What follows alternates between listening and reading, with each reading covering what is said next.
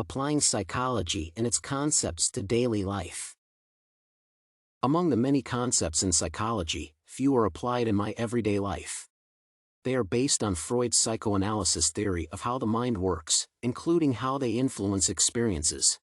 The events in my life shape how I behave and feel, hence, it is essential to analyze psychological theories that explain their impact on me. Behavioral psychology, as the study of human behavior, is helpful in everyday life. The theory is significant in the areas of conflict management, time management, and decision-making. It is also critical in improving my communication skills, including my understanding of people's actions and gestures.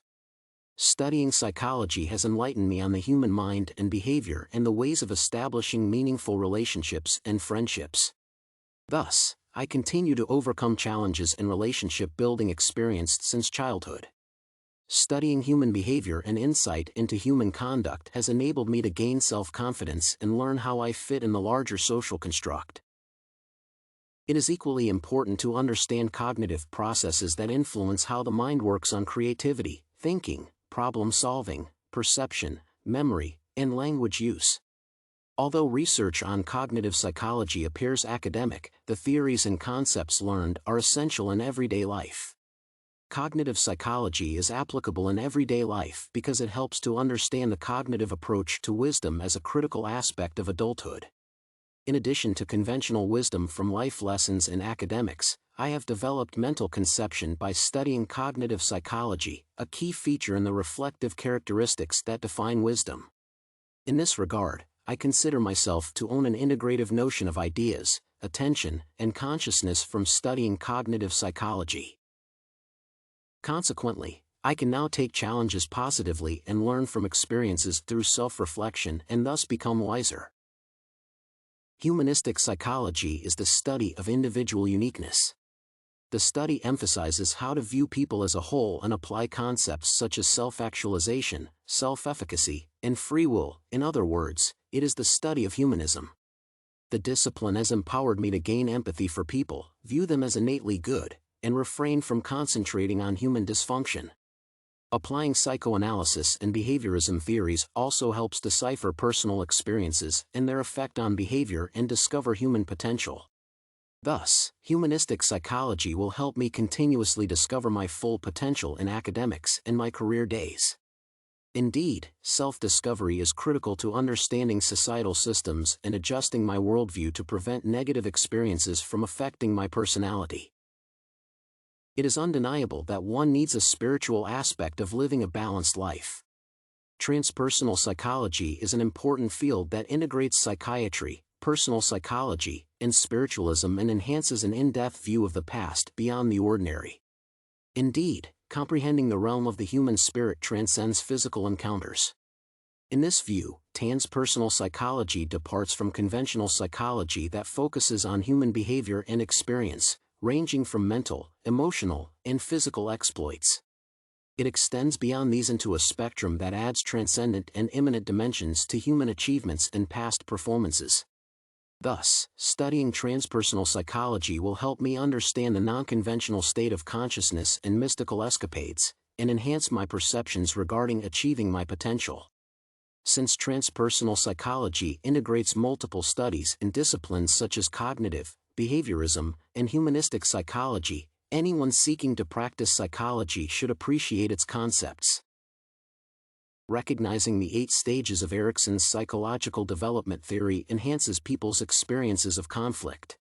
Erikson's theory is vital in discovering how victims of conflict can use their past and their present psychological strengths to influence their behavior.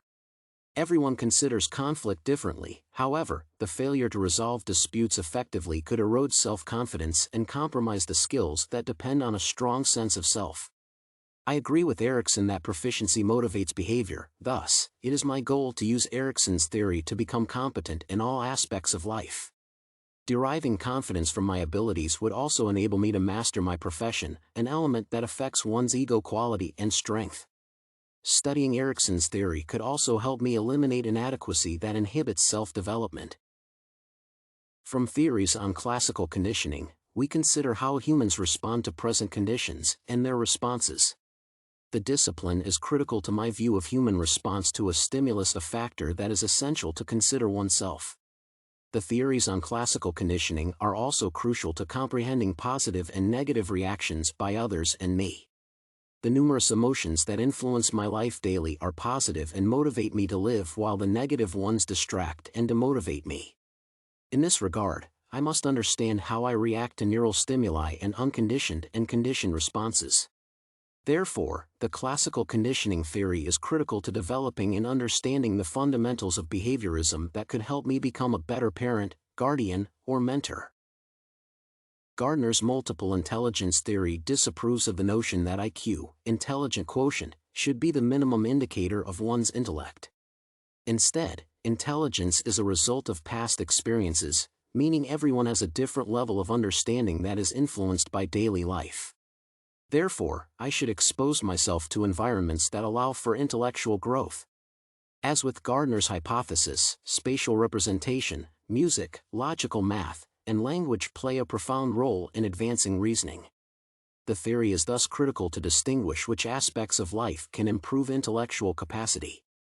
Self-realization can invoke skills that enable me to solve various problems based on earlier experiences and thus progress in multiple domains.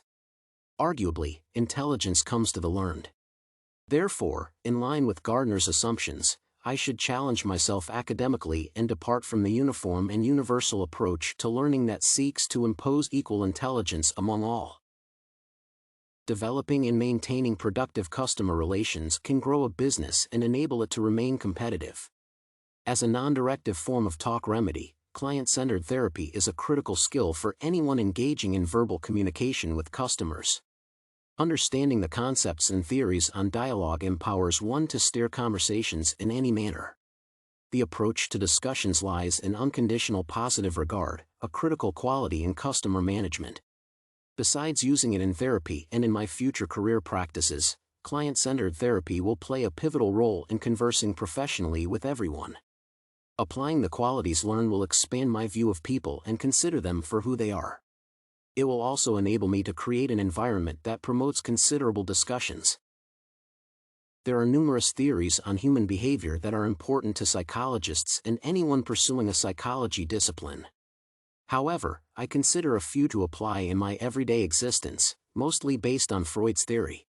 These theories expand my perceptions of how the past could affect the present and alter my behavior. These include behavioral psychology, cognitive psychology, and humanistic psychology.